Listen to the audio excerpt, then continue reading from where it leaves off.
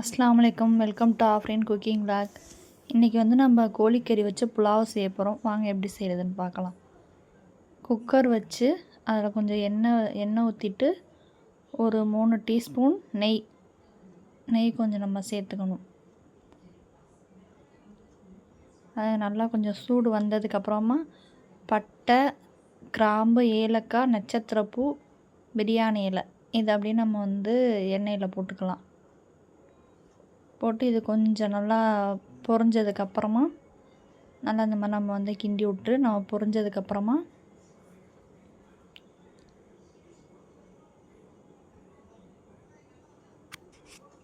வெங்காயம், பச்சை மிளகா, மல்லித்தழை, புதினா இது நம்ம வந்து அறுத்து வச்சுக்கணும். இப்போ வந்து நம்ம வெங்காயத்தை வந்து போட்டுக்கலாம். வெங்காயத்தை போட்டு நம்ம வந்து கொஞ்சம் நல்லா வதக்கணும். நல்லா கொஞ்சம் ஒரு கோல்டன் ப்ரௌன் கலர் வர்ற வரைக்கும் நம்ம வந்து வெங்காயத்தை வதக்கிக்கணும். நல்லா வதக்குனதுக்கப்புறமா புதினா, மல்லித்தழை, பச்சை மிளகா நம்ம வந்து இதில் மிளகாத்தூள் போட மாட்டோம். அதனால் பச்சை மிளகா நம்ம எவ்வளோ தேவைப்படுதோ அந்தளவுக்கு காரத்துக்கு தகுந்த மாதிரி நம்ம பச்சை மிளகா போட்டுக்கலாம். இதையும் போட்டு நம்ம வந்து நல்லா சொல்ல கிண்டிக்க வேண்டியதுதான். இப்போ உப்பு போட்டுக்க வேண்டியதுதான். உப்பு நம்ம கொஞ்சம் போட்டுக்கிட்டு அப்புறம் நம்ம அரிசி போடலையும் உப்பு சேர்த்துக்கலாம், இல்லாட்டி இப்போயே உப்பை சேர்த்துக்கலாம். அதையும் போட்டு நல்லா சொல்ல கிண்டினதுக்கப்புறம் இந்த பச்சை வாசனையெல்லாம் போகணும். அதுக்கப்புறமா இஞ்சி பூண்டு ஒரு 2 டேபிள் ஸ்பூன் இஞ்சி பூண்டு போட்டு அதையும் நம்ம நல்லா வதக்கிக்கணும். நல்லா இந்த மாதிரி வதக்குனதுக்கப்புறமா நம்ம இப்போ வந்து தயிர் சேர்த்துக்கலாம். நல்லா வதக்கணும். நல்லா வதக்குனதுக்கப்புறமா தயிர் சேர்த்துக்கலாம். கொஞ்சம் புளிப்பாக இருக்க மாதிரி தயிர் எடுத்துக்கணும். அப்போ தான் அந்த புலாவுக்கு வந்து கொஞ்சம் நல்லாயிருக்கும். தயிரையும் ஊற்றி நம்ம நல்லா வந்து கிண்டிக்கலாம்.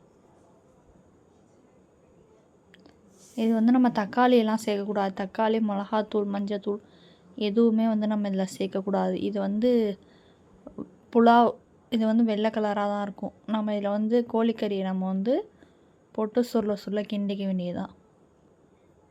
கோழிக்கறியை அப்படியே நம்ம வந்து அலசி நம்ம இதில் வந்து சேர்த்துக்க வேண்டியதுதான். கோழிக்கறியும் போட்டு நல்லா நம்ம சொல்ல கிண்டணும். புலாவ் இந்த மாதிரி நீங்கள் வீட்டில் செஞ்சு பாருங்கள், செம்ம டேஸ்ட்டாக இருக்கும். நல்லா இந்த மாதிரி நம்ம சொல்ல கிண்டிக்கிட்டு நல்லா லைட்டாக தண்ணி பிரிஞ்சு வரும். அதுக்கப்புறம் வந்து ஒரு படி அரிசிக்கு 2 படி தண்ணி இந்த மாதிரி நம்ம கனெக்ட் பண்ணி வச்சுக்கணும். இப்போ வந்து இதில் வந்து நம்ம நல்லா கிண்டியாச்சு. இப்போ வந்து நம்ம இதில் வந்து தண்ணி சேர்த்துக்கலாம். நம்ம அளந்து வச்ச தண்ணியை வந்து இதில் ஊற்றிக்க வேண்டியதுதான். ஒரு அரை எலுமிச்சம்பழம் இப்போயும் சேர்த்துக்கலாம், இல்லாட்டி அரிசி போட்டு சோறு வெந்து வரையிலையும் நம்ம சேர்த்துக்கலாம். இப்போ வந்து நம்ம முன்னாடியே வந்து ஒரு அரை லெமன் வந்து புழிஞ்சு விட்டுக்கிறோம். அதையும் போட்டு நல்லா லெமனே ஊற்றி நல்லா கிண்டினதுக்கப்புறமா நம்ம தண்ணியை சேர்த்துக்க வேண்டியதுதான்.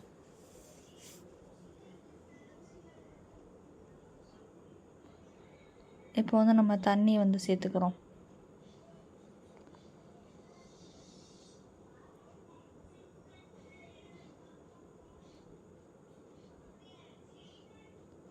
நல்லா இது வந்து கொதித்து வந்ததுக்கப்புறமா நம்ம அரிசியை உள்ளே சேர்த்துக்க வேண்டியதுதான். இப்போ அந்த தண்ணி நல்லா நம்ம தண்ணி வந்து சுடு தண்ணி வச்சு தான் ஊற்றிருக்கோம். அதனால் சீக்கிரமாக கொதிச்சிரும். நல்லா இந்த மாதிரி கொதித்ததுக்கப்புறமா நம்ம இப்போ உள்ள அரிசியை போட்டுக்கிறோம்.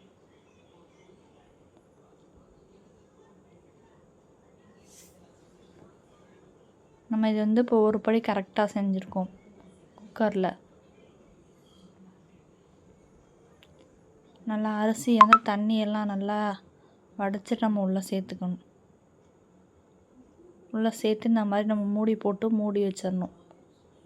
நம்ம அதுக்கப்புறம் கொஞ்சம் வெந்ததுக்கப்புறமா நம்ம குக்கரில் விசில் போட்டுக்கலாம். மூடி வச்சு விசில் போட்டு ஒரு விசில் வச்சுக்கலாம். அதுக்கப்புறமா நம்ம ஒரு 2 டேபிள் ஸ்பூன் நெய் ஊற்றி நம்ம நல்லா பிரண்டு வரையில் நெய் ஊற்றி மூடி வச்சிட வேண்டியது. நம்மளோட வெஜ் புலாவ் ரெடி ஆயிடுச்சு.